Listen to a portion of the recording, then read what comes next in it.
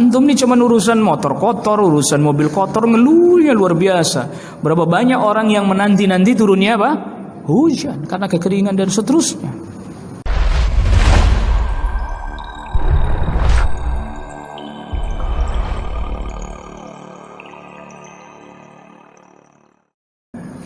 Apakah boleh saat turun hujan kita berdoa agar hujannya berhenti atau reda?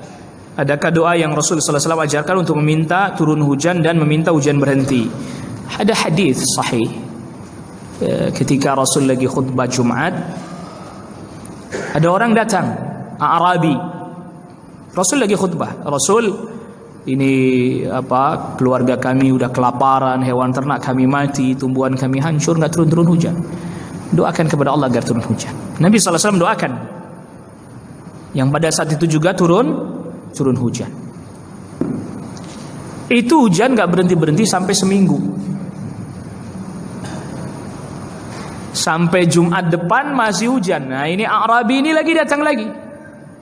Rasul kalau begini hancur juga ini. Banjir di mana-mana. Maka kemudian Rasulullah SAW doakan lagi. Ya, Allahumma hawalaina wala alaina, Allahumma alal akami wadh-dhirabi wa butunil awdiyati.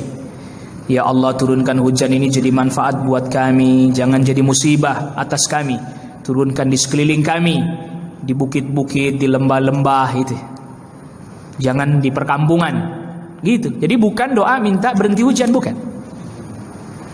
Supaya hujannya jadi manfaat. Lalu hujan itu diarahkan di tempat-tempat yang lain yang tidak sampai menimbulkan kerusakan dan kehancuran. Begitu ya.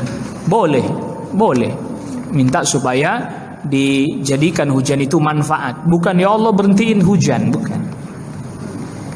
Ya. Gitu ya. Jadi ya Allah turunkanlah hujan di sekitar kami, jangan menjadi musibah atas kami, itu. Bukan ya Allah berhentiin aja hujannya, ya Allah berhentiin aja hujannya, bukan. Begitu ya. Jadi, dan ini kalau hujannya memang tadi kita sudah khawatirkan akan menjadikan mara bahaya. Tapi kalau enggak ya udah biarin aja hujan. Ya anugerah dari Allah Rabbul Alamin. Itu rahmat dari Allah Rabbul Alamin. Jadi jangan doanya ya Allah berhentiin hujannya, Allah berhentiin hujannya. Maka ini kita coba jelaskan beberapa hal. Yang pertama, apabila tidak turun-turun hujan, kita dianjurkan untuk berdoa mohon kepada Allah, termasuk salat. Salat apa? Istisqa. Salat supaya diturunkan hujan. Nah, ini sekaligus menjadi hujjah tauhid bahwa ya nggak ada yang bisa menurunkan hujan melainkan hanya Allah Subhanahu wa taala. Ya, termasuk tadi tadarru, merendah diri kepada Allah, menghinakan diri kepada Allah, mohon ampun kepada Allah. Ya, maka disuruh keluar, memperbanyak istighfar dan seterusnya, agar supaya Allah turunkan hujan, rahmatnya Allah. Dan ketika hujannya turun, kita dianjurkan berdoa. Apalagi misalnya itu hujan turun setelah sekian lama nggak hujan. Lama nggak hujan, baru turun hujan pertama. Nabi sallallahu alaihi wasallam kalau hujan turun pertama, beliau keluar lalu dibuka sebagian pakaiannya agar terkena air hujan. Agar terkena apa? Air hujan. Hujan-hujanan lah bahasa kita ini. Ya, karena li'annahu haditsu ahdin bi rabbih. Dia baru saja turun dari Rabbnya. Lalu kemudian berdoa pas waktu turun hujan itu, Allahumma sayyiban nafi'a. Ya Allah, turunkan hujannya menjadi manfaat buat kita semuanya. Lalu kemudian tatkala hujannya berhenti, mutirna bi fadlillahi wa rahmatih. Kita diberikan hujan dengan anugerah dari Allah dan rahmat Allah. Enggak usah ngeluh. Ya, hujan lagi. Orang hujan rahmah ini. Hujan lagi. Mana motor baru dicuci, hujan katanya. Mobil baru dicuci, hujan katanya. Masya Allah, antum ini cuma urusan motor kotor, urusan mobil kotor, ngeluhnya luar biasa. Berapa banyak orang yang menanti-nanti turunnya apa? Hujan karena kekeringan dan seterusnya. Nah itu kalau nggak dilatih tuh, kalau terbersit dalam pikiran dia tahan nggak keluar, bagus tuh, berarti dia udah mulai ngerti. Terus gimana Pak Ustadz keceplosan? Ya latihan biar nggak keceplosan. Latihan supaya pikirannya mampu dikendalikan sehingga kemudian ini terkendali, nggak jadi bicara. Gitu. Ini kan kadang begitu. Hujan lagi, hujan. Apa hujan?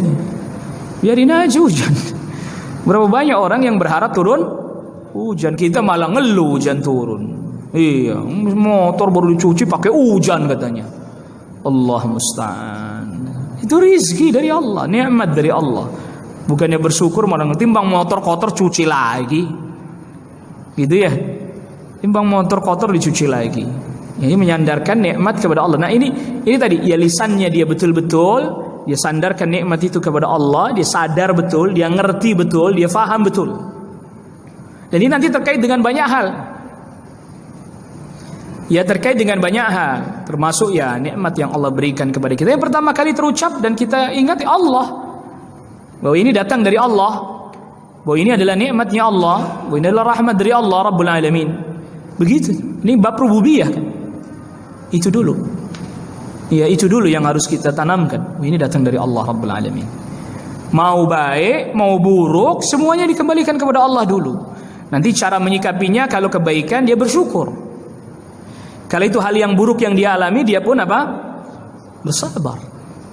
Dan itu antara itu orang mukmin tuh begitu. Jadi dia selalu kembalikan itu masalah, hal yang dia alami, selalu dia kembalikan kepada Allah Rabbul Alamin. Setiap keadaan, setiap kondisi, yang artinya hatinya nanti dia bersandar kepada Allah. Betul-betul dia sandarkan hatinya, urusannya hanya kepada Allah. Itu termasuk nisbatun ni'am, menisbatkan nikmat. Makanya nanti seperti perkataan-perkataan, wah, kalau bukan karena kamu saya celaka, ini nggak boleh. Karena walaupun dia nggak ada maksud menyekutukan Allah, tapi di situ seakan-akan nggak ada dia sebut Allah Rabbul Alamin.